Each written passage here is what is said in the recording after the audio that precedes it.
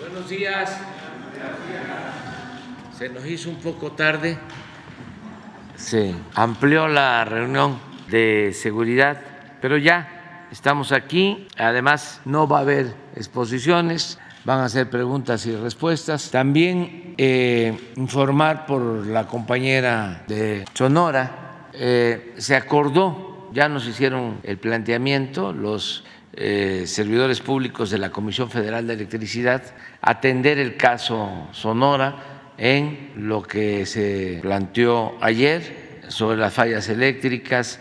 Puedo adelantar de que no es un asunto generalizado, van a dar una explicación, va a haber una rueda de prensa hoy a las 11 de la mañana aquí, vienen los técnicos de la Comisión Federal de Electricidad.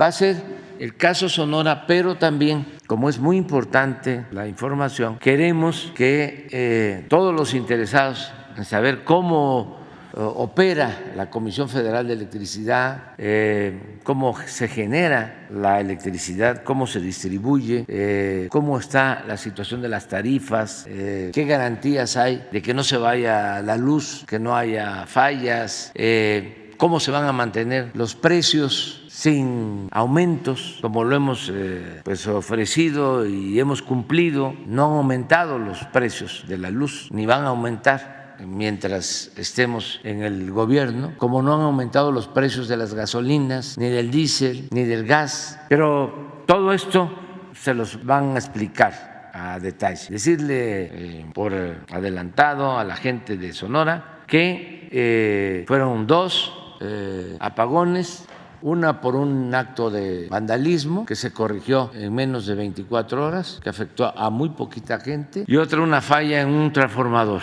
que también se atendió pronto. No fue un asunto general. Nos dicen los técnicos que se trató de una afectación de 100, 200 casas y se resolvió muy pronto, que no hay ningún problema grave para que no se tenga el abasto de energía eléctrica. Además, como ya todos sabemos, los trabajadores de la Comisión Federal de Electricidad, los técnicos son muy eficientes y restablecen pronto el servicio. No hay problemas de abasto de energía, ni en Sonora, ni en ninguna parte del país. Eso sí, categórico, lo sostengo.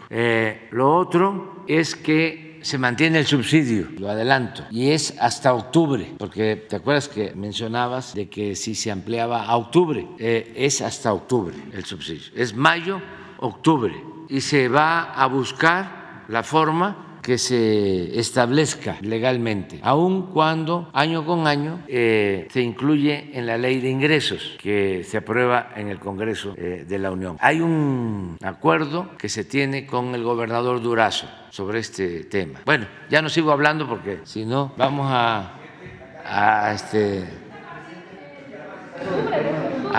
las 11 de la mañana. No. Está el convenio firmado, es que yo creo que faltaba información, de mayo a octubre, a finales de octubre, 10 de la mañana la conferencia. Es muy importante, ojalá y asistan, porque no es nada más el caso Sonora, también el caso de Baja California, ¿sí?, y otros estados, y que conozcan cómo se fijan las tarifas y que conozcan cómo hemos cumplido en no aumentar los precios de la luz, para que no haya desinformación interesada, politiquera de nuestros adversarios. Vámonos.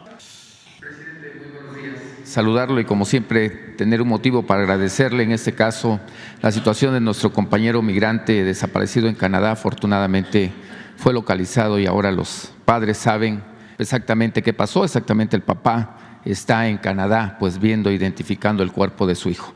Pero, presidente, de ahí viene mi pregunta. Tiene que ser a veces hasta que lo diga el presidente de la República para que se pueda atender este tipo de situaciones. Los consulados, presidente, siguen siendo una situación que se espera más de ellos. Sé que están atendiendo, pero se espera más de ellos. ¿Qué hacer para reformar la atención en los consulados en el extranjero? Es una situación común. Recientemente también desapareció o estaba en calidad de no localizada una paisana de la Mixteca en el sur de Texas. Tuvo que ser hasta que las redes sociales y la esperanza de que usted lo pudiera mencionar cuando se movilizan los consulados. una situación que va aunada o de la mano, señor presidente, con la situación que se están viviendo. Tenían la esperanza nuestros migrantes nacionales que pudiesen participar más activamente a través de cédulas consulares y a través de pasaportes para que pudieran votar en el 2024. Lamentablemente, otra vez el sistema judicial, los ministros, alguno de ellos en particular, echó abajo esta reforma que incluso ya estaba publicada por ahí del mes de marzo en el Diario Oficial de la Federación, y pues ahora 30, 40 millones de mexicanos ven incierta su participación en el año 2024. Sacar una credencial de elector en el extranjero es extremadamente difícil, presidente. Buenos días. Sí, vamos a seguir mejorando todo el servicio en los consulados. Sí están atentos, ayudan mucho. En este caso de Canadá estuvieron trabajando los encargados del servicio exterior, el embajador, el cónsul y la Secretaría de Relaciones Exteriores, informando a los padres, pidiendo allá que se llevara a cabo la búsqueda. Lamentablemente, pues ya conocemos este resultado. Se encontró sin vida a este joven. Se continúan las investigaciones, están allá familiares y acompañados de miembros del Servicio Exterior, de la Secretaría de Relaciones Exteriores. Así se están viendo todos los casos.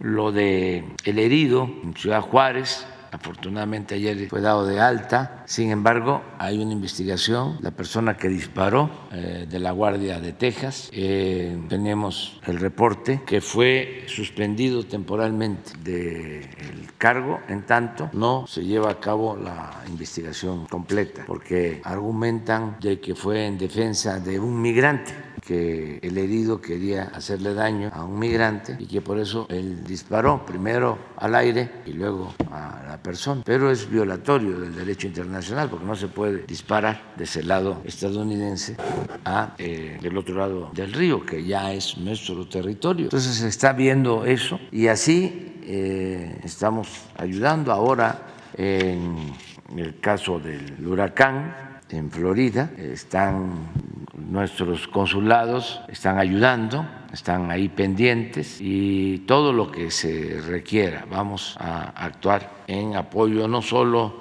de nuestros paisanos migrantes, sino de toda la población, todo lo que se necesite. Vamos a actuar de manera solidaria y siempre pues se hace el llamado a embajadores, se hace el llamado a los cónsules para que estén apoyando, protegiendo, defendiendo a nuestros paisanos migrantes. Eso es lo que te puedo comentar. Constantemente se está haciendo. Del voto de los mexicanos en el extranjero, esto que el ministro echó para abajo una resolución que ya se había publicado en el Diario Oficial de la Federación, donde ya podían votar con cédula consular. Pues es lo mismo, o sea, yo diría que no hicieron su trabajo los consejeros del INE, los que se fueron y los nuevos, no le dieron importancia suficiente, no lo tomaron como algo prioritario. Esa es mi impresión.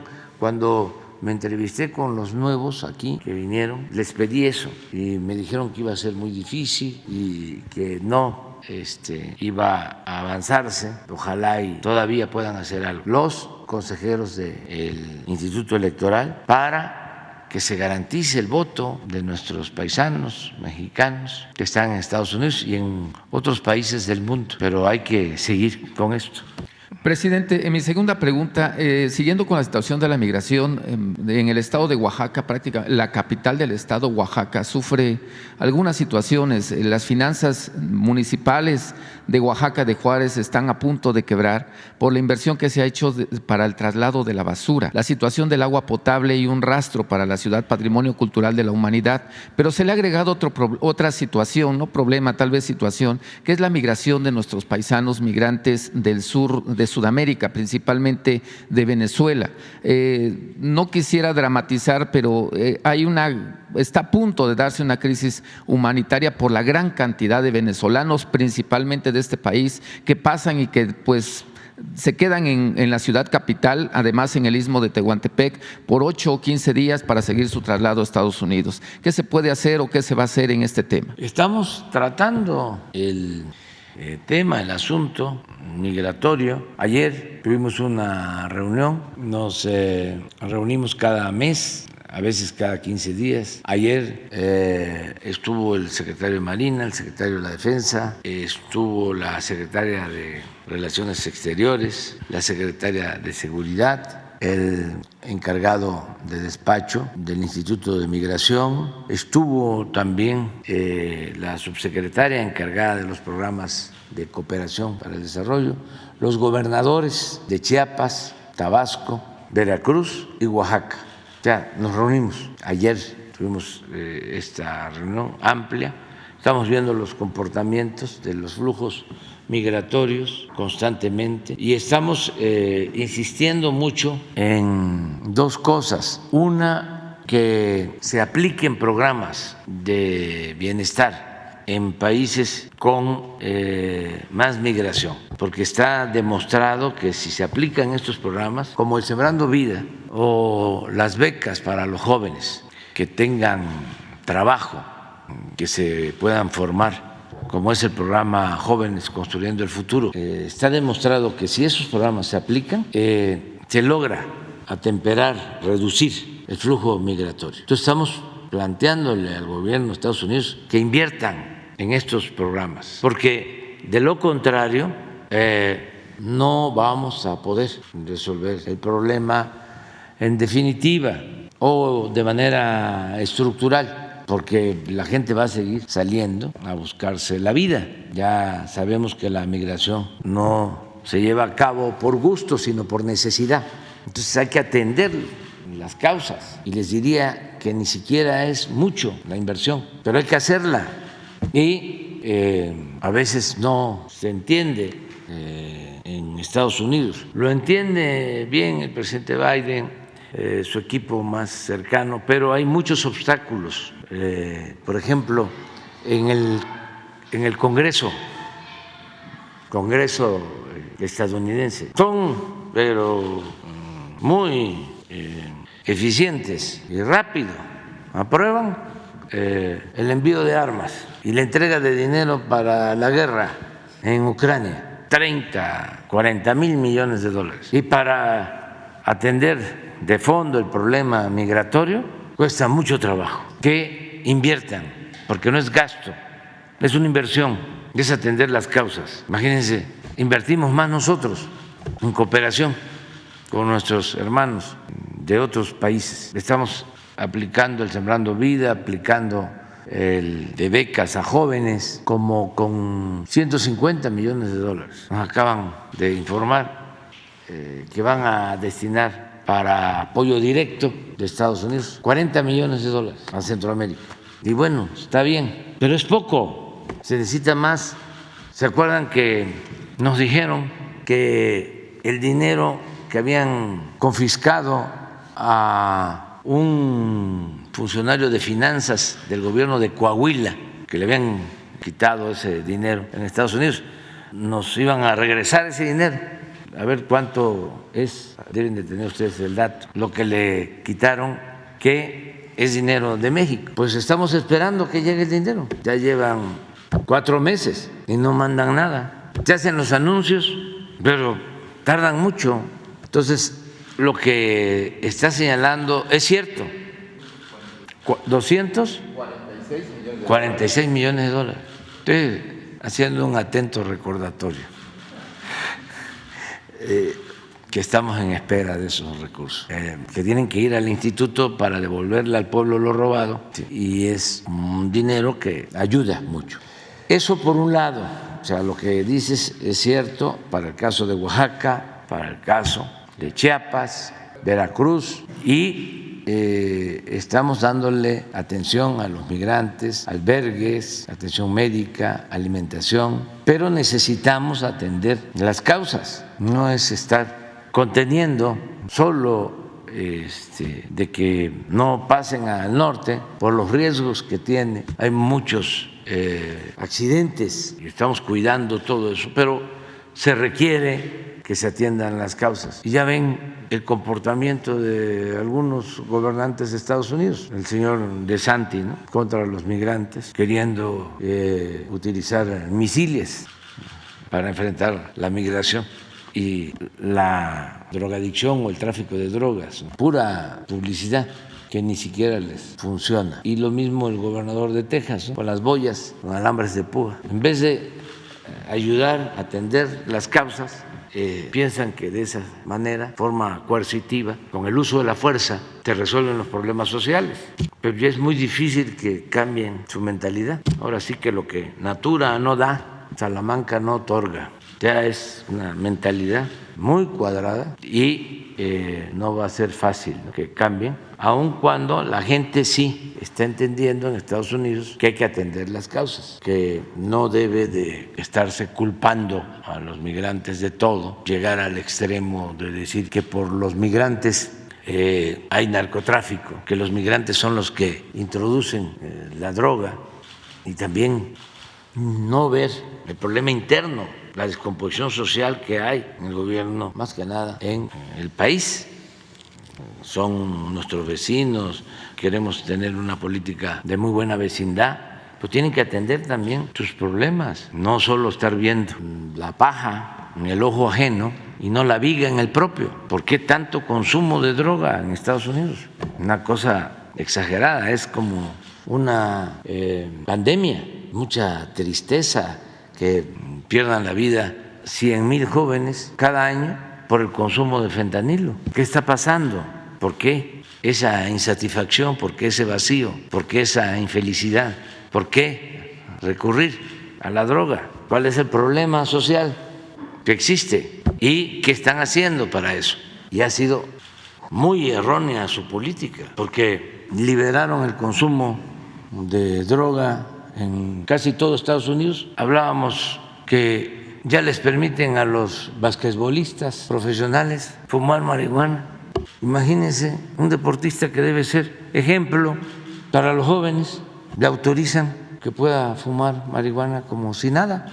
Y el abandono a los jóvenes. ¿Cuánto invierten, pregunto, para atender a los jóvenes en Estados Unidos?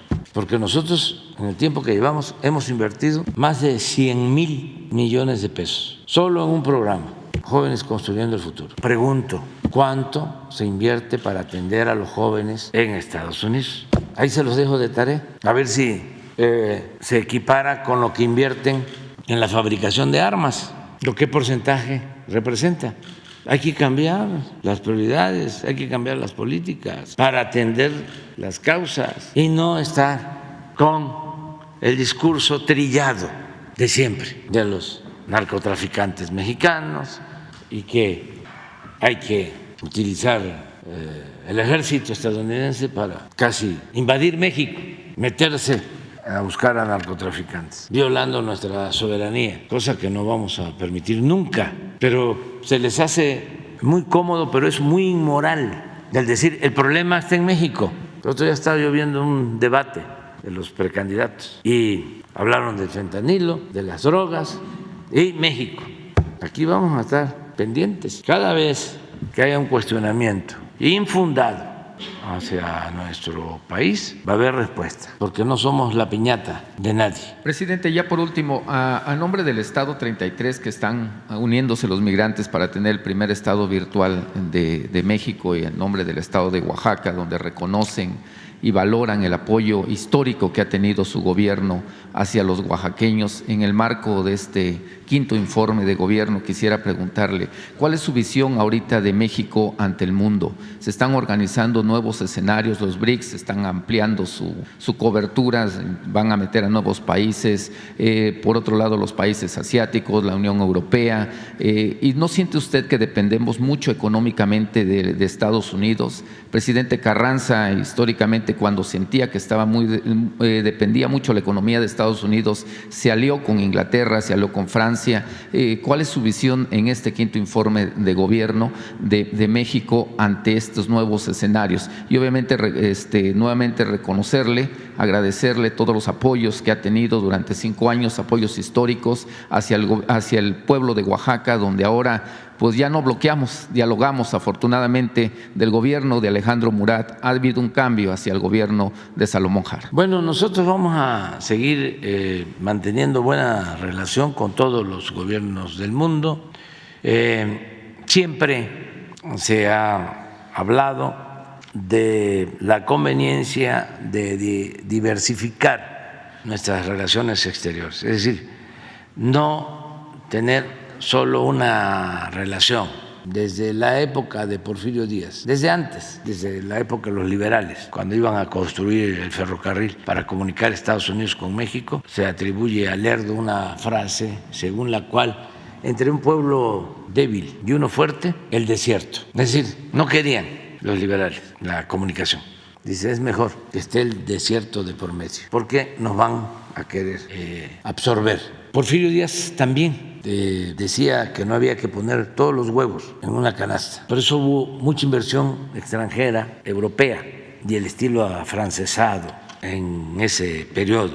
Y había inversión inglesa y francesa, española, alemana, y se le atribuye a él la frase de pobre México, tan lejos de Dios y tan cerca de Estados Unidos. Yo sostengo ahora que hay que tener relaciones, seguir manteniendo relaciones con todos los gobiernos, pero por razones de vecindad, por lo que ha venido sucediendo en los últimos tiempos, de que millones de mexicanos viven, trabajan en Estados Unidos. Estamos hablando de 25 millones de personas de origen mexicano, paisanos nuestros, que están en Estados Unidos. Por nuestra integración económica, comercial, por razones de geopolítica, tenemos que mantener una buena relación con nuestros vecinos, una política de buena vecindad con Estados Unidos. Yo sostengo, parafraseando a Porfirio Díaz, que ahora se puede decir, bendito México, tan cerca de Dios y no tan lejos de Estados Unidos. No. Respetamos mucho ese agrupamiento económico mundial, pero nosotros tenemos una oportunidad importante que es nuestra vecindad con Estados Unidos y Canadá, y vamos a fortalecer nuestras relaciones comerciales, económicas con Canadá y con Estados Unidos. Nuestra propuesta es el fortalecimiento de América del Norte en lo económico y en lo comercial. Y un segundo paso es la integración, como lo soñó Bolívar, pero incluyendo a Estados Unidos y a Canadá, de toda América. Si logramos esa integración de todo el continente americano, se consolida la fortaleza de nuestro continente en el mundo. Y esto es muy importante, no solo en lo económico, no solo en lo comercial, pensando en el futuro y en las nuevas generaciones. Si América se fortalece, si América del Norte se consolida como una región económica, comercial fuerte y no pierde competitividad con relación a Asia y en especial con China, si se mantienen los equilibrios, que América del Norte tenga la misma fortaleza de Asia y de China, porque en los últimos tiempos se ha perdido competitividad con relación a China, que se convirtió en la fábrica del mundo y se está desarrollando ahora menos, pero sí tenía muchísima injerencia en todo el mundo. Esos desequilibrios no nos convienen, y no nos convienen porque se buscaría equiparar ese desequilibrio económico, comercial, con el uso de la fuerza.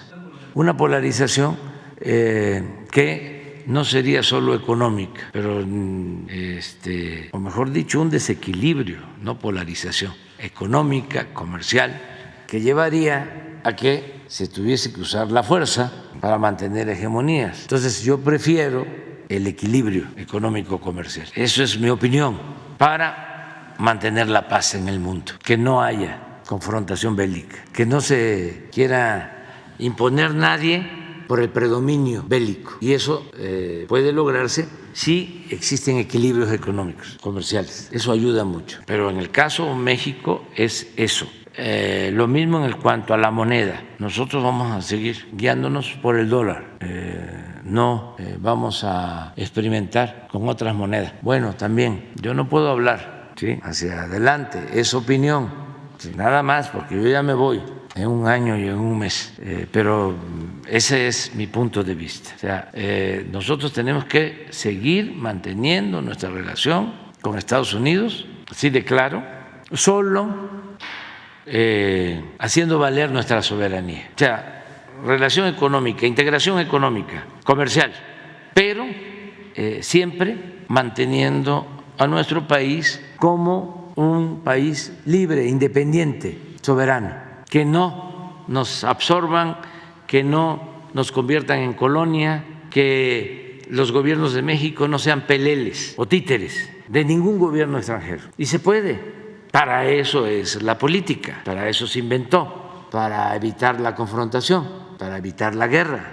Sí se puede. Ahora, aun cuando hablan todavía de México, ya hay más respeto. Antes todos los diputados, senadores, ¿no?, de Estados Unidos hablando, ¿no?, mal. Y ahora el que habla mal de México, iba yo a decir la frase que se usa popularmente, pero no, le va mal. Por eso se tienen que medir. Antes era como deporte, ¿no?, estar hablando mal. Ahora no, porque también nuestros paisanos ya están actuando más. ¿Qué pasaba hasta hace poco? Toda la comunidad mexicana en Estados Unidos no participaba. Nuestros paisanos migrantes iban a su trabajo todavía, ¿no? Así sucede. A las camitas y a los cáteres calientes, que se rentan una casa y en una litera van a trabajar a un restaurante o a una obra, a una construcción, y ya saben que es de tal hora a tal hora, y llegan a descansar a la casa, y ahí a esa hora se está levantando otro compañero trabajador y ahí le deja la cama caliente, el cáter. Ahí se acuesta, se va el otro, y así se da en muchas partes. Y van a trabajar porque son los más trabajadores del mundo, y a conseguir recursos y mandar apoyo a la familia. A eso van la mayoría. Pero ahora, ya con el paso del tiempo, como las cosas están cambiando, se están dando tiempo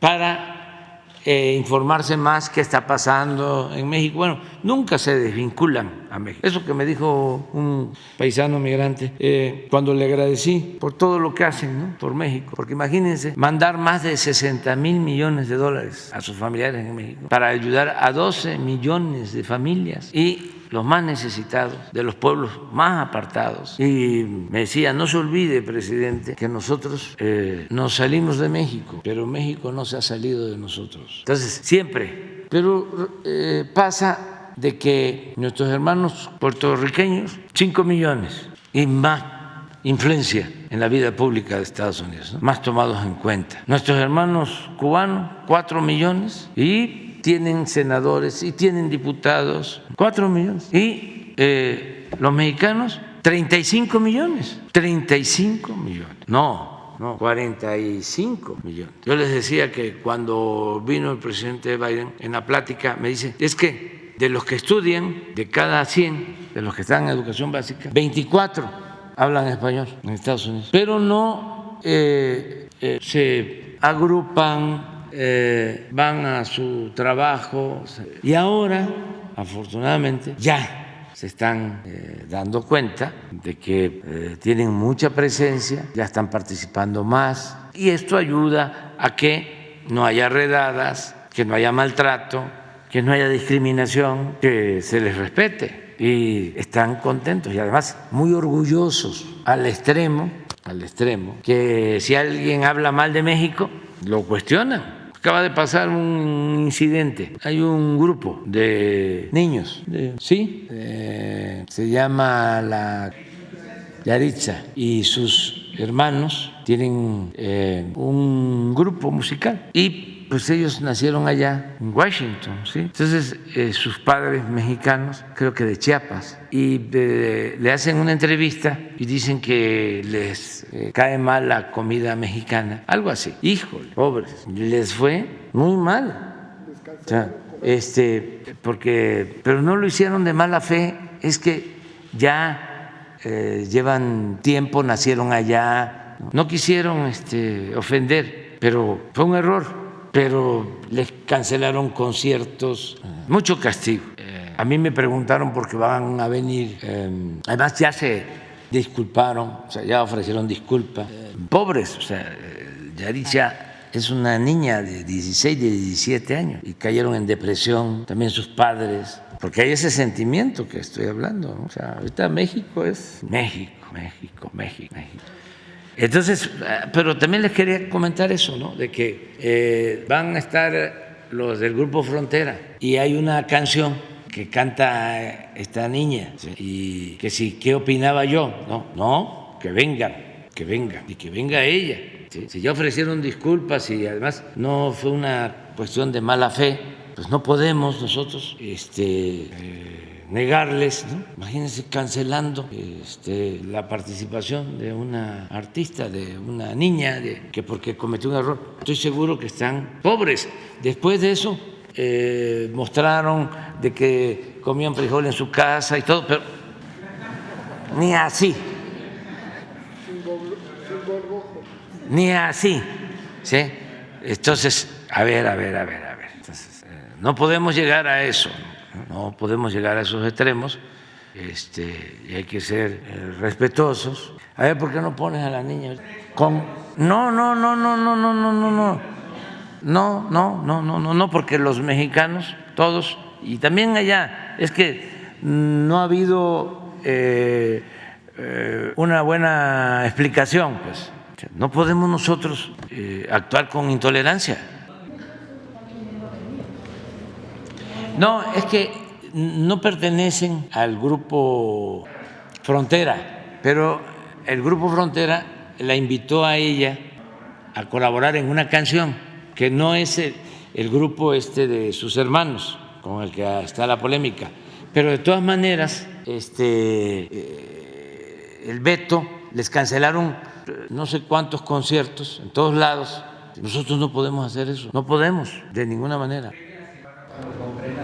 Sí, porque los mexicanos somos puro corazón y lo que está pasando allá con los que están cuestionando a este grupo es porque también falta información y son gente también muy buena. Yo estoy seguro que van a recapacitar, ¿sí? Y tenemos que otorgar perdón, o sea, siempre tenemos que perdonar. Si alguien se equivoca, comete un error, pero además son niños, o sea, y hay una explicación, nacieron allá, sí, sus padres mexicanos, pero pues ya tienen allá su vida, nacieron allá, no son mexicanos.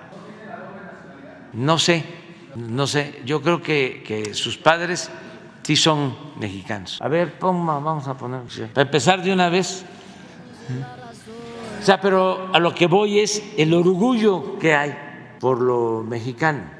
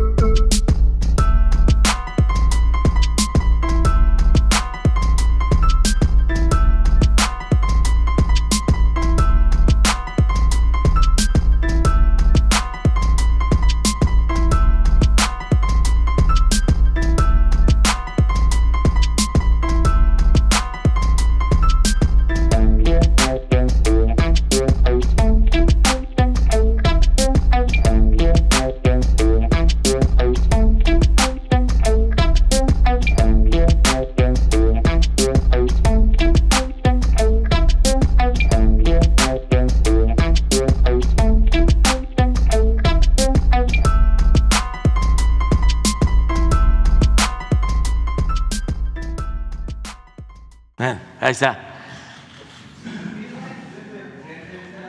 Vámonos. Sí, es que es algo muy importante. Ellos ya ofrecieron disculpa, la niña está mal, pues cómo no, si fue muy cuestionada, muy cuestionada. Entonces, no debemos de caer en extremos, no debemos hacer eso, debemos de perdonar. Y además, pues ellos son mexicanos, son nuestros y son seres humanos, independientemente de cualquier cosa. Nosotros estamos a favor de la fraternidad universal. Entonces, si va a venir y ya le vamos a pedir a alguien que la lleve a comer unos buenos tacos, y sí, unos tamales de chipilín, una guajolota, ¿sí? Agua de Matalín, de horchata, ¿sí? Sí. Y entonces ya un chilate, un pozol, y ahí va a ir. Pero tenemos, además, ¿qué nos va a costar si México tiene una grandeza cultural excepcional? Excepcional. O sea, no voy a caer en lo mismo, pero allá nada más hay una torta, ¿sí? Sí, aquí hay de todo, pues. Sí, no, para que es el día de nuestra independencia, ¿sí? Es una fiesta nacional, cívica, ¿sí? Entonces, no, vamos todos a estar ahí el día 15. Y por cierto, también ese día van a actuar como 1,000 niños y niñas, 1,000 digo yo. ¿Cuántos van a ser exactamente? 890 de los semilleros creativos de todo el país van a actuar. Ya están preparándose y son artistas extraordinarios de los semilleros que hay en todo México, de niños, niñas. Entonces va a ser una cosa bellísima. Aquí está, imagínense cuántas niñas, cuántos niños, de toda la diversidad cultural de todas nuestras regiones de México, nuestro arte, nuestra cultura, la música, todo para el 15, no se la vayan a perder. Muy bien. Gracias, presidente. Buenos días, Julio Mar Gómez, Medios Digitales del Pacífico. Presidente, hace unos momentos leí un encabezado de un diario que me pareció bastante interesante y quisiera saber su opinión, pues ya que a través de Kimberly Clark primero se asocian y después simulan juicios para despojar a las empresas de sus dueños, ya que pues ya tienen una denuncia de $110 millones. Y bueno, esta empresa del empresario Claudio X González Laporte, cuyo hijo Claudio X González Guajardo pues en los últimos años ha sido influenciado en la política mexicana.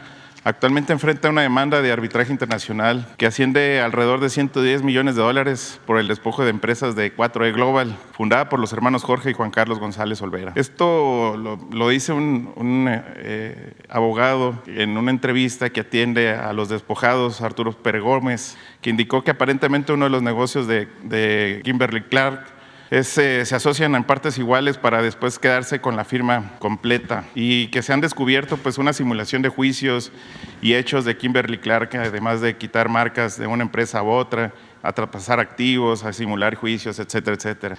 Esto viene a preguntarle cuál es su opinión, ya que Claudio X González pues tiene una doble moral, una doble máscara en esta situación que pues está afectando a otras personas, pero también a la política de México. Pues no tengo información y debe ser un asunto entre particulares, entre empresarios. Lo otro, pues, es lo político. En eso sí tenemos diferencias, pero no tengo información, y si no tiene que ver con el gobierno, con el SAT, por ejemplo, si no es una situación que signifique evadir impuestos, ¿no?, influyentismo, pues no tenemos por qué meternos nosotros. Seguramente sí debe de haber estas diferencias. Hay muchísimos juicios civiles, pleitos entre particulares. Ya saben ustedes que cuando está de por medio el dinero, pues se recurre a todo, se enfrentan hasta familiares por dinero, por las gerencias, pero nosotros no podemos meternos. Yo lo único que siempre aconsejo es de que no hay que tener mucho cariño, mucho apego ni al poder ni al dinero. Hay que tener lo necesario, lo básico, para contar con lo necesario también, sin ambicionar, ¿no? Pero eso es la filosofía de cada quien. Siempre por el dinero se producen muchos problemas, por la ambición al dinero. Tristeza, como por ejemplo los padres, ¿no? Trabajan, muchos llegan después de mucho tiempo a tener una fortuna, fallecen y empiezan los pleitos de los hijos, acaban con todo lo que dejó el finado y ellos confrontados, peleándose, o sea, en extremo. Da mucha tristeza eso. Ojalá y cada vez avancemos más en llegar a la conclusión que el dinero no es la felicidad, que se puede ser feliz sin estar pensando en el dinero y en lo material, y que solo siendo buenos podemos ser felices. Solo siendo buenos podemos ser felices. Y la felicidad es estar bien con uno mismo, estar bien con nuestra conciencia y estar bien con el prójimo, porque eso sucede mucho. Muchísimos pleitos arriba se pelean mucho. Hay pleitos en todas las familias y abajo y arriba, pero los pleitos más vergonzosos son los que se dan arriba por el dinero. Nada más que eso no sale, eso no se da a conocer. No es nada más aquí en la corte, en los juzgados, en los distritos judiciales donde se ventilan esos asuntos. Y los abogados, que cómo ganan dinero. Por lo general no son buenos abogados. Antes no se necesitaba que fuesen buenos abogados, que supieran de derecho, sino lo que rifaba, como se dice coloquialmente, eran las relaciones, el influyentismo. Habían coyotes que los buscaban a ellos, los clientes, no porque fuesen buenos abogados, sino porque sabían de que tenían buenas agarraderas en el Poder Judicial y ganaban. Pero eran los ayudantes, los tayacanes, los que hacían los papeles, los escritos, ni siquiera bien hechos, ni bien fundados. Era que ya tenían acuerdo con el juez, ya había acuerdo con el magistrado, ya había acuerdo con el ministro, puras relaciones públicas. Así se resolvían muchas cosas. Presidente, pues juicio de 110 millones de dólares, que no es mucho, que es muy importante, vaya, ¿será razón para que pueda la unidad de financiera poder investigar y el SAT también sobre este hecho? Habría que ver si hay algo que investigar. En el caso del SAT, ya que lo estás exponiendo, que nos dejes la información para que Jesús la entregue al SAT. Sí, es una investigación que ya se realizó, pero con gusto la comparto. Sí. Presidente, por otra parte, expertos dicen que habrá controversias, sobre todo con el Tratado de Libre Comercio, vaya, como es el TECMEC. Reducir las operaciones del 52 a 43 por hora en el Aeropuerto Internacional de la Ciudad de México retrasaría el regreso a categoría 1. ¿Qué opinión tiene, presidente, que esta capacidad de operatividad se fue reducida, pues vaya, por el decreto para beneficiar al AIFA, y que en 29 de octubre vaya a haber estas inconformidades y que no habrá un piso parejo para este tratado? ¿Qué opinión tiene este respecto? Pues apenas ayer salió el acuerdo. El acuerdo.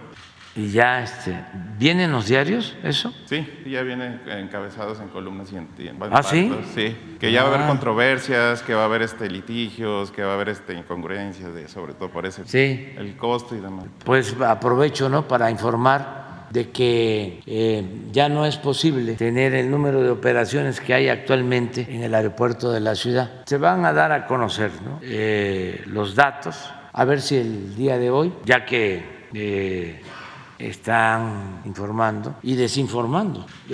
No ustedes. No, por eso la pregunta, parece. Sí. Exactamente. ¿Qué pasa? De que son muchas operaciones diarias en el aeropuerto de la ciudad. Acuérdense de que para justificar la construcción del aeropuerto de Texcoco se cerró prácticamente el aeropuerto de Toluca y se llenó el aeropuerto de la ciudad, también con el mensaje o con la intención de hacernos creer de que era indispensable construir el nuevo aeropuerto en el lago de Texcoco. ¿Sí se acuerdan de eso? Sí, claro. Bueno, entonces resulta que pues, se mantiene lleno el aeropuerto desde entonces y siguió creciendo el número de operaciones porque pues hay más tráfico aéreo, estamos hablando ya de más tiempo, y ya se rebasó el número de operaciones que se pueden llevar a cabo. Para explicarlo de manera sencilla, el aeropuerto de la ciudad tiene operaciones de 150% de su capacidad, o sea, de 100 saturado, tiene una sobresaturación todavía del 50%, y ya hay problemas de tráfico y queremos actuar con responsabilidad. Hay una recomendación de Protección Civil, entonces tuvimos que tomar esa decisión de reducir el número de operaciones para evitar un problema mayor, de 52 a 43 por hora. Es el aeropuerto con más operaciones en el país. El segundo es Cancún, pero estamos hablando de millones de pasajeros. Entonces, ¿qué se está haciendo? Como tenemos el aeropuerto Felipe Ángeles, que afortunadamente tiene capacidad, pues de esa manera vamos a resolver. Es cuestión por seguridad de los mismos pasajeros, pero también aquí dicen los expertos que es cuestión de controversias internacionales, de relaciones comerciales con Estados Unidos, por ejemplo, que lo están viendo de esa manera. ¿Está mal esto, esa información, o tiene algo que ver esa proyección? No, es que siempre hay intereses. Nos costó el que se mudaran los aviones de carga al aeropuerto Felipe Ángeles. Hubo oposición, incluso de organismos de la aviación de Estados Unidos, pero se convencieron de que era mucho mejor operar desde el Felipe Ángeles. Y lo mismo ahora, y seguramente va a haber una campaña de que están inconformes. Dijiste algo que estaba saliendo. Sí, ya salió en varios medios. Pero no. De la categoría de la 1. categoría. Sí, no, sí, la categoría 1. Eso no tiene que ver absolutamente en nada. Eso de la categoría 1 tiene que ver, con todo respeto, con una actitud muy prepotente de las agencias de Estados Unidos, de las que califican, pero no tienen razón. Se les entregaron todos los documentos, se aclaró todo, se les hicieron caso a sus recomendaciones, se cumplió con todo. Incluso se comprometieron de que pronto regresaba a categoría 1 el aeropuerto, pero ese pronto ya lleva tiempo y no tienen fundamento, no tienen razón, nada más son actos de prepotencia. Por eso yo estoy recordándoles siempre de que cuando el narcotráfico manejaba el aeropuerto, en la época de Calderón y de García Luna, que el narcotráfico manejaba el aeropuerto de la Ciudad de México, ellos, los de las agencias de Estados Unidos, que son los que califican, le mantenían al aeropuerto de la Ciudad de México categoría 1 y ni siquiera dieron una explicación, nunca han dado una explicación de eso. Entonces ahora que el aeropuerto está cuidado, que no hay robos, que no se permite el narcotráfico, que no se permite el contrabando. Acaba de haber un lamentable asesinato de un ciudadano hindú. Ya sabemos quiénes fueron, ya se está haciendo la investigación, ya hay detenidos y ya también el modo de operar, y se está actuando. Eso no existía antes, eso no pasaba. Y siguen sin darnos la categoría 1, porque siempre chantajean. A ver, tienes que hacer esto, porque si no, no te damos la categoría 1. Se quedaron en el almanaque, se quedaron en el tiempo en que habían gobernantes peleles en México y que no se actuaba con independencia. Entonces, esa es la explicación. Está saturado el aeropuerto de la ciudad. Son muchísimas operaciones, hay riesgos y queremos prevenir. Presidente, aparte de este decreto, ¿se habló previamente con las aerolíneas mexicanas o algo así? Sí, se habló con ellos. Porque incluso los medios manejan ya que pues se van a amparar las aerolíneas mexicanas al respecto. Sí, empieza a entrar en vigor hasta noviembre, o sea, tienen tiempo. y se habló con ellos, pero además ya se había hecho un compromiso y no lo cumplieron. O sea, ya se les había propuesto y se había llegado al acuerdo de que iban a bajar el número de operaciones y en vez de bajarlas, las incrementaron. Porque también eso debe saberse, con la política neoliberal o neoporfirista, pues el gobierno estaba tomado, los servidores públicos eran empleados de las corporaciones económicas, financieras, empleados. Entonces, en el caso de los aeropuertos, ¿quiénes mandaban? Los dueños de las líneas y los que trabajaban en los aeropuertos, directivos sobre todo, estaban al servicio de los dueños de las líneas aéreas. Entonces no se cuidaba al pasajero, al usuario, hacían lo que querían, porque además eran pues muy influyentes. Acuérdense de que Gastón Azcárraga ayudó a Fox y Fox le entregó Mexicana para que la quebrara. Pero Gastón Azcárraga fue promotor de Fox en su campaña. Fox vivía en uno de los hoteles, cuando era candidato, de Gastón Azcárraga, en el Hotel Fiesta Americana, que está ahí en la glorieta donde estaba la estatua de Colón. Ahí vivió no sé cuántos meses y le ayudó. Entonces, cuando llega Fox Mexicana, que era una empresa pública, se le entregan a Gastón Azcárraga. 6 años después, solo quedaba Aeroméxico. Imponen la misma mafia a Calderón con un fraude y Calderón, en pago, les entrega Aeroméxico a los que le ayudaron en el fraude, que era otra empresa pública. Esto para los jóvenes, pues. Entonces, se queda el país sin una línea aérea pública. Y no solo quiebran Mexicana, sino no atienden a los trabajadores.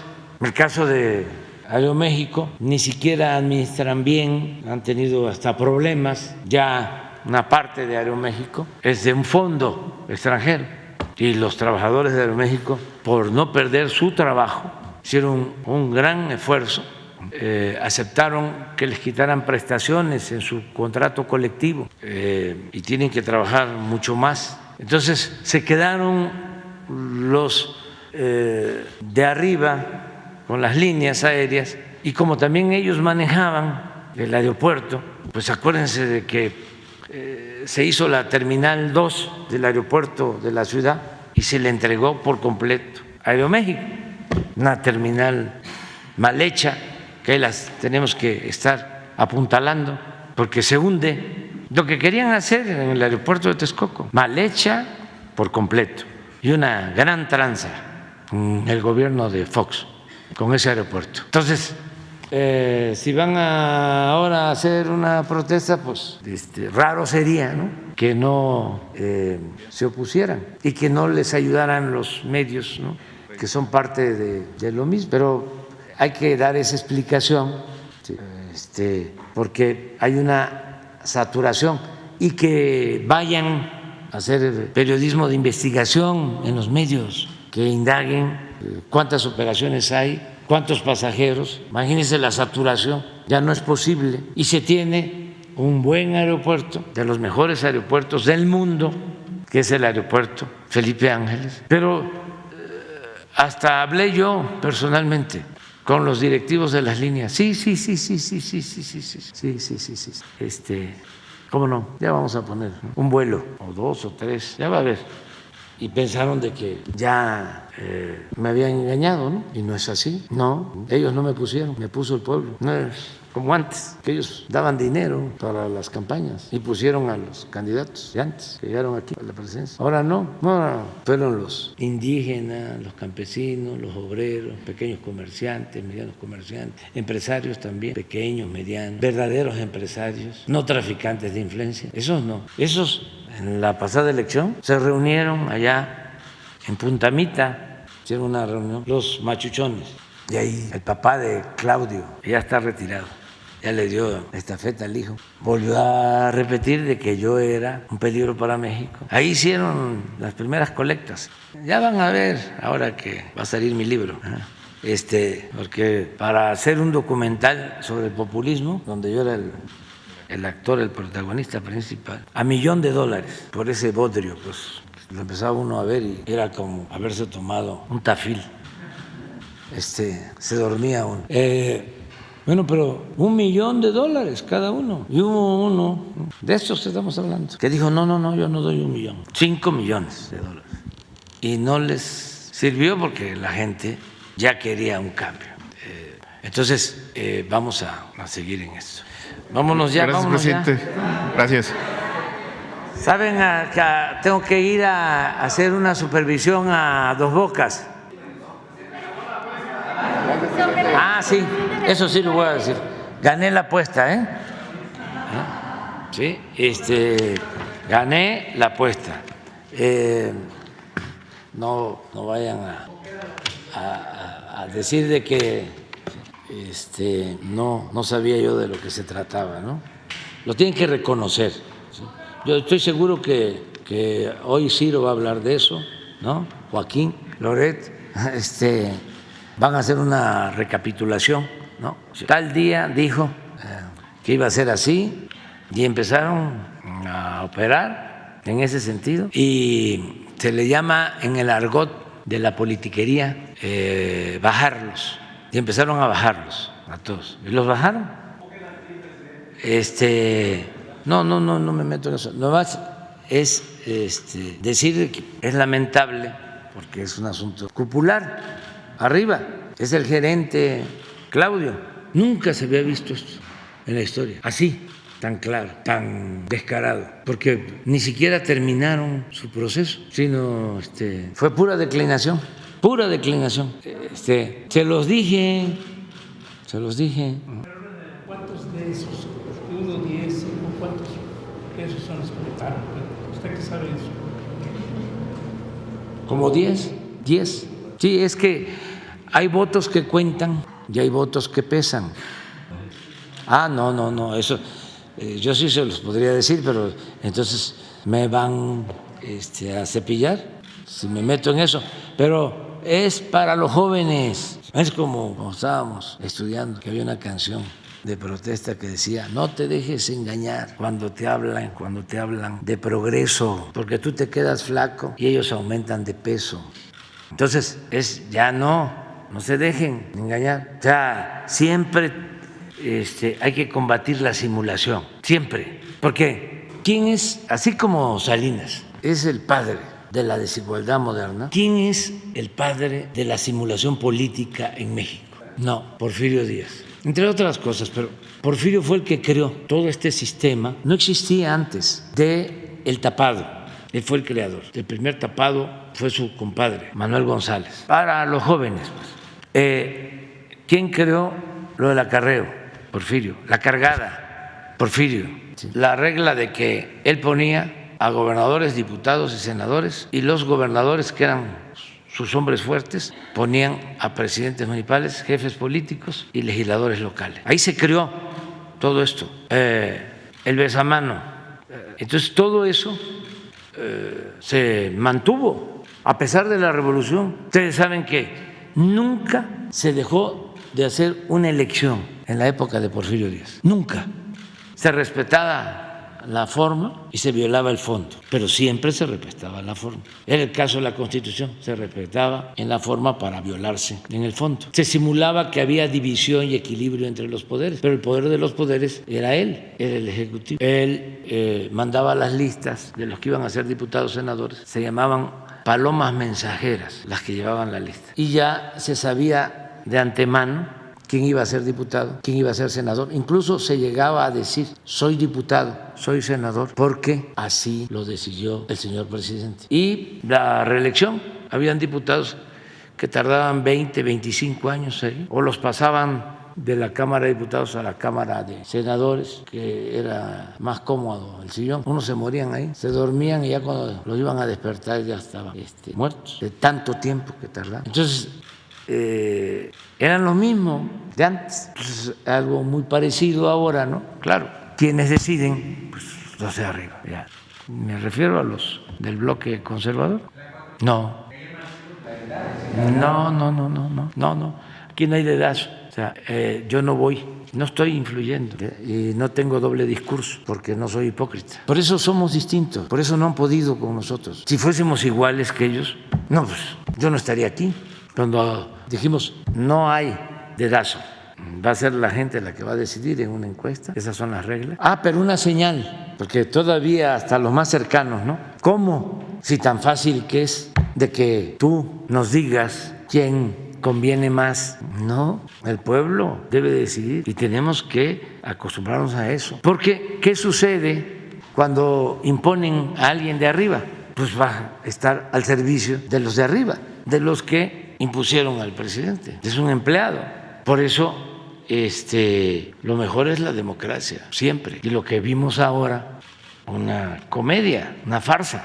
O sea, se les complicó un poco porque pensaron, ¿no?, de que con la publicidad se iba a inflar el globo, ¿no? Pero no. Entonces surgieron y podían hasta perder y empezaron a operar. Ciro estaba desesperado, ¿no? Que no tengo nada contra él, es un asunto político y diría periodístico, no es personal. Yo no odio y lo respeto como persona y le deseo que le vaya muy bien y todo. Pero políticamente, pues sí tengo derecho, como él tiene derecho a cuestionarme. Pero lo veía yo de vez en cuando, porque tampoco hace falta verlo diario, ¿no? Son muy predecibles. Entonces uno sabe cuándo traen línea. O sea, no es un periodismo profesional, objetivo, plural. Entonces veía yo las encuestas, ¿no? Como yo ya padecí eso una vez, me toca, sí, lo voy a decir, participar y llegamos a un acuerdo con Marcelo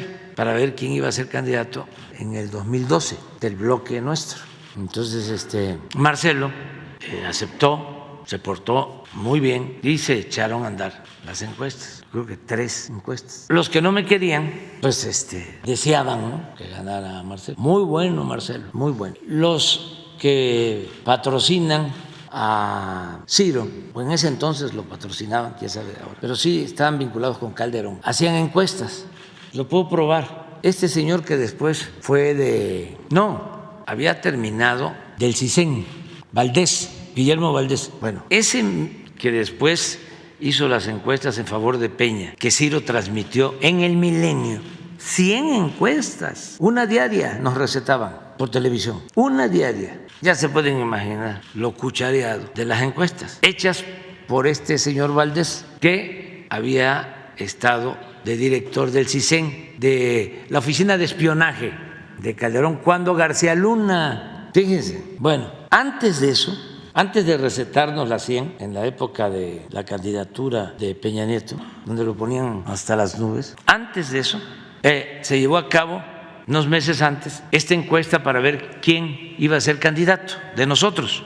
Y es cuando nos medimos, Marcelo y el que les habla. Pues hace una encuesta el señor Valdés que lee Ciro, y que me diga Ciro si estoy mintiendo, en donde Marcelo me ganaba, pero 2-1 casi.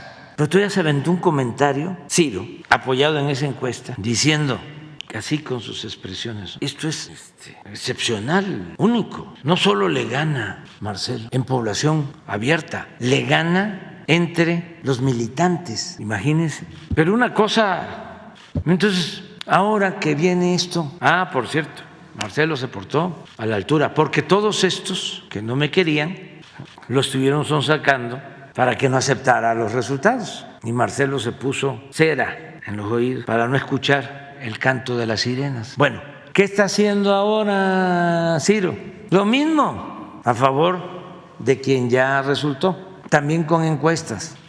Entonces me daba risa, ¿no? Porque se enojaba con el pobre de Krill. ¿Qué espera Santiago para declinar? Miren lo que decía Ciro. Ciro, te mando un saludo. O sea, no es nada personal, ¿sí? Es político en el buen sentido del término, pero eso es lo que decía. A eso me referí. Miren, ¿cuánto? 19 puntos arriba. Dice, pero la frase, lo relevante no es solo que Ebrard va delante de AMLO, sino que lo arrasa. No, pero hay otra, en donde dice que hasta con los militantes. Espérame, no termino todavía. Sí. Entonces, ahora agarraba al pobre de así, sí, que los que se identificaban con la izquierda, sí, bueno, y está la fecha, ¿no? Pon la fecha, 6 de septiembre de 2011. De 2011. Entonces ahora vuelve otra vez, esto es en el 11, ¿no? Estamos en el 23, ¿cuántos años han pasado?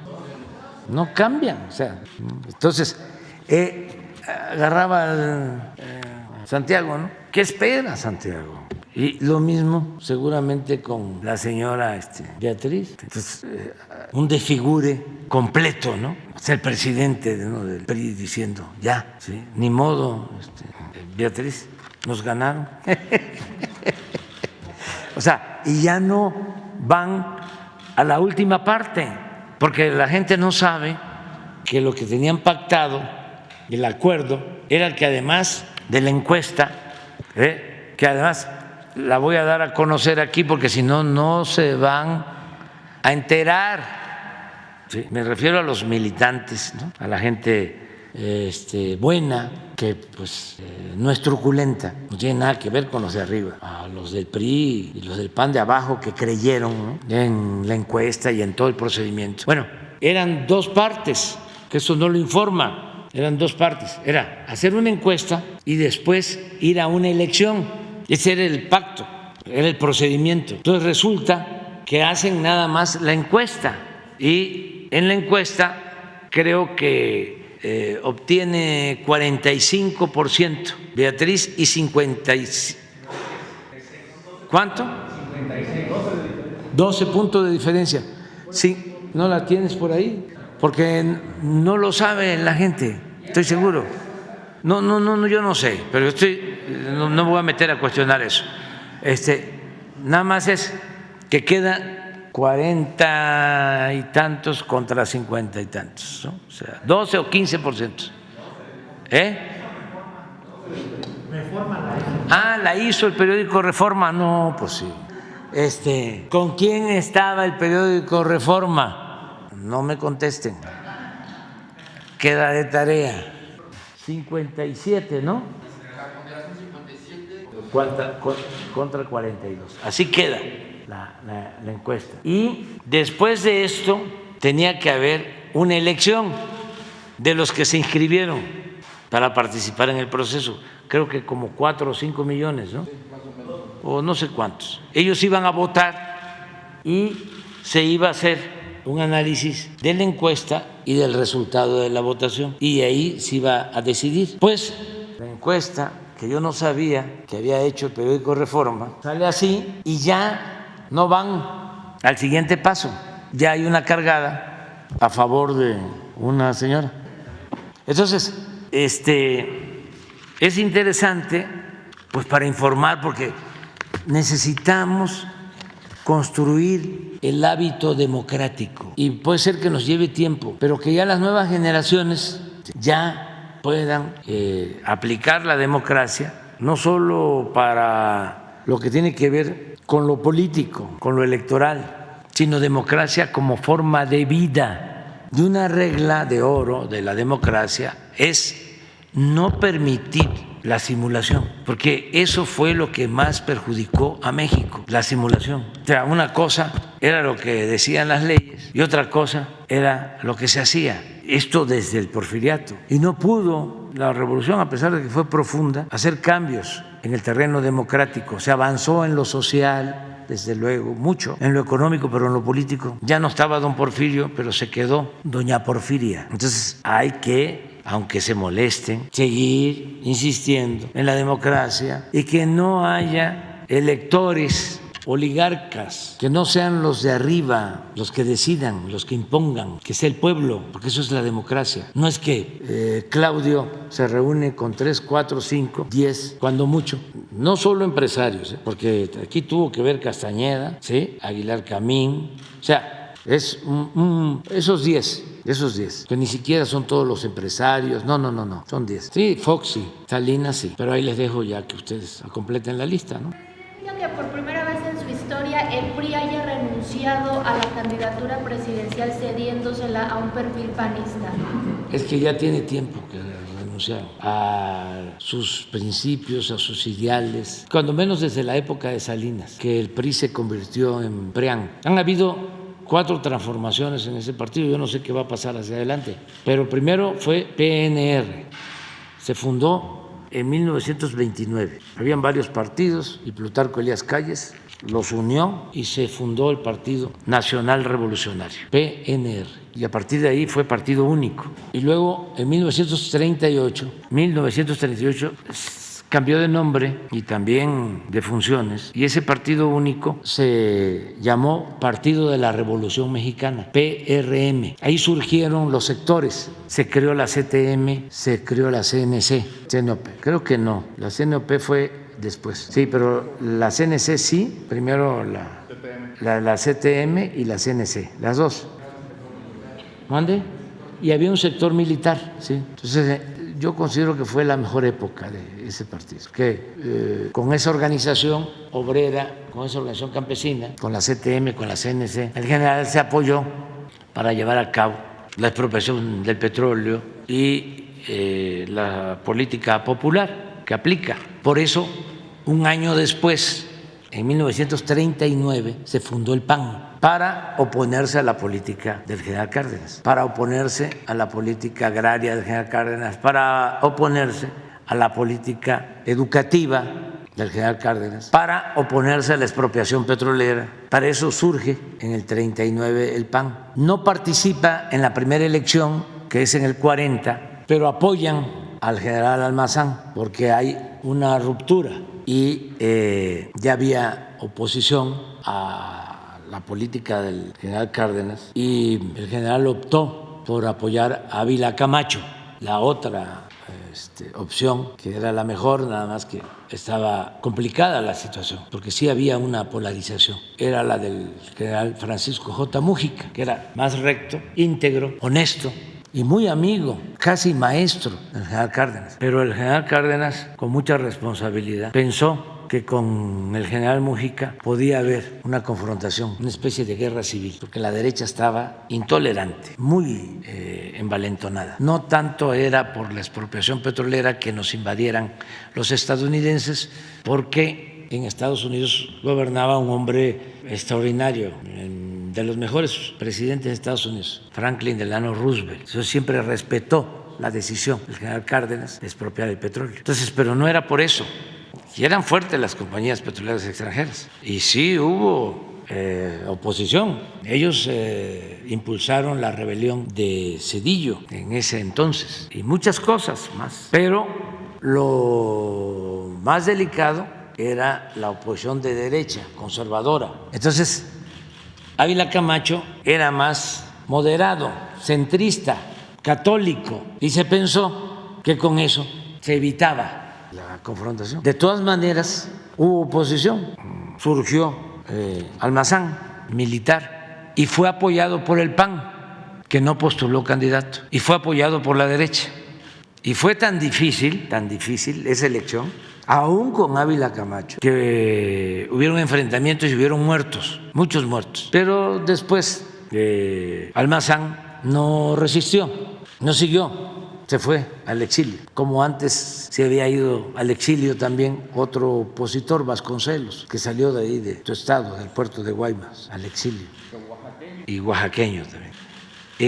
Entonces, eso es el Partido de la Revolución Mexicana, 38. Y luego, que ya con Ávila Camacho se va moderando la línea revolucionaria, lo que no hubiese pasado con Mújica. Ávila Camacho se entiende con el Grupo Monterrey, claro, a cambio de concesiones, y se va corriendo el gobierno a la derecha. La revolución se va institucionalizando y de ahí viene el otro cambio en el PRI, que en 1946 pasa de Partido de la Revolución Mexicana a Partido Revolucionario Institucional, PRI, desde el 46 hasta el 88.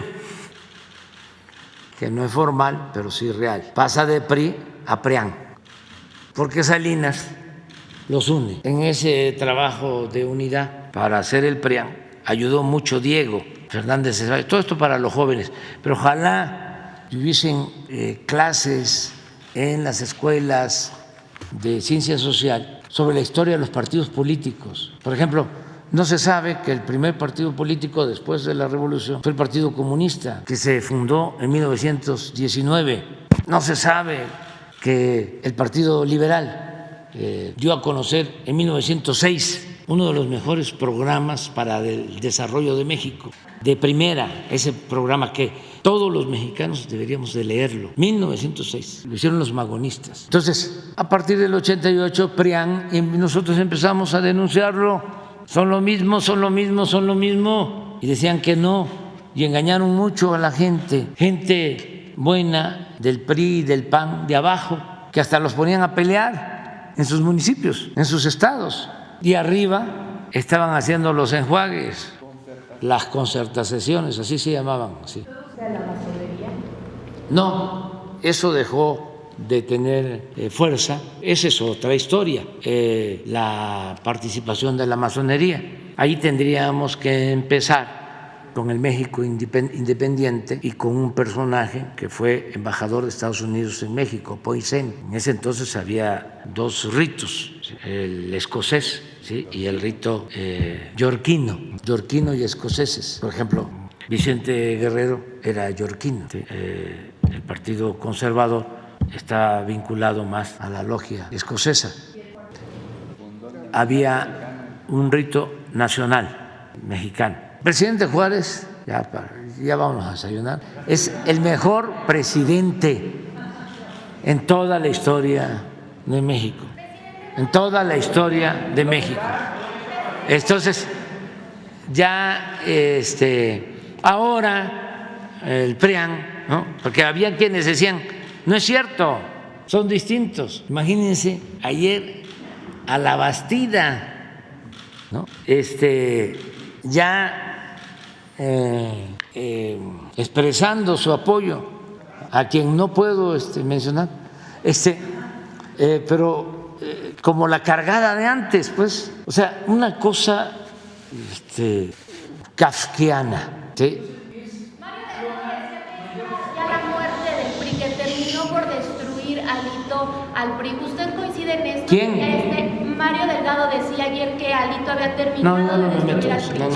Pero usted coincide en que esto sería ya... No, pero la historia continúa, o sea, sí, continuará, o sea, y se verán otras cosas, falta todavía, pero tampoco nos podríamos callar sobre estos acontecimientos porque sí tienen que ver con la historia, muchísimo, sí. Y los jóvenes, sí, deben de tener todos estos antecedentes.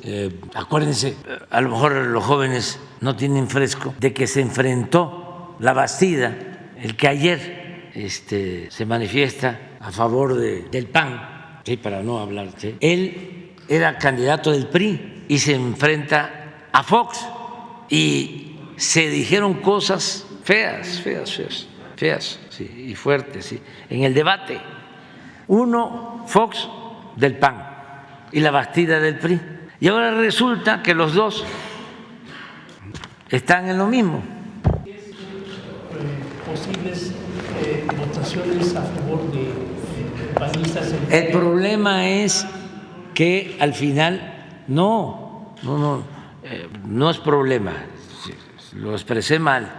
Sí. Por fortuna, y es una bendición, que va a ser el pueblo, no 10, el que va a decidir, porque esto es un proceso que inicia, es una primera etapa, es un prólogo mal escrito, una introducción mal hecha, ¿sí? No viene lo bueno, la decisión del pueblo. Esa es la verdadera democracia. Puede ser que en esta etapa los machuchones, ¿no?, se impongan y con sus voceros y toda su manipulación de siempre, pero falta que el pueblo tiene la primera y la última palabra. El pueblo manda debemos de sentirnos orgullosos de eso, muy orgullosos todos de estar viviendo estos momentos. Porque en otras circunstancias, ¿qué pasaba cuando los de arriba decidían sobre alguien?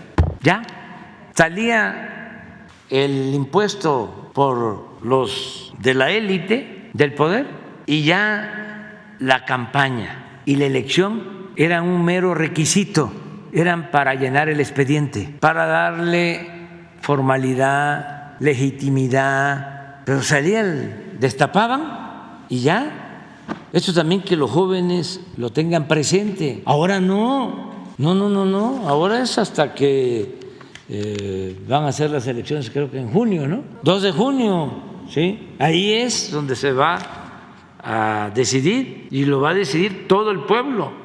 Y vale lo mismo un voto de los de arriba que un voto de un obrero, de un integrante de clase media, de un indígena, igual. Sí, es lo mismo, o sea, es lo mismo, vale lo mismo. Entonces, ahí es igualdad. Y afortunadamente, pues ya la gente también está muy informada, sabe qué conviene, qué no conviene. Voy a la supervisión a Dos Bocas y mañana el informe. Están invitados para el informe. Estamos viendo con Jesús, por primera vez lo vamos a hacer, de que nada más porque ustedes se levantan, tengo el informe, pues, no de todos, porque aquí no espiamos, pero me llega información. Hay una posada aquí en la Plaza Santo Domingo, donde llegan algunos de ustedes, los que vienen de fuera, ahí llegan, para estar temprano aquí. Entonces, es muy temprano que están aquí. Entonces, no queremos, ¿cómo se le llamaba antes? A los que cubren la fuente presidencial, ¿no? No, a los famosísimos, ¿no?, del periodismo, no. Queremos invitarles a ustedes. No, sí va a haber lugar. Nada más los que vienen aquí, porque si no, no nos alcanzan. Pero sí, les queremos invitar. Gracias. Sí, nada más, sí, a Campeche. O sea, le estamos pidiendo a la Secretaría de la Defensa, a la Fuerza Aérea, tienen un avión, creo que de 120 pasajeros, 130, que les lleven, van a ir también otros invitados del gabinete del gobierno, les llevan, van al informe y regresan. Se van a sentir, no, se van a rayar. No, es que es algo especial,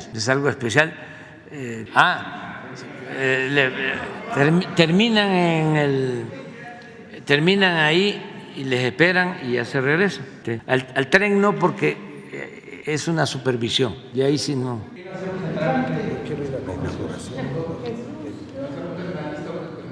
Gracias. Bueno, nos vemos.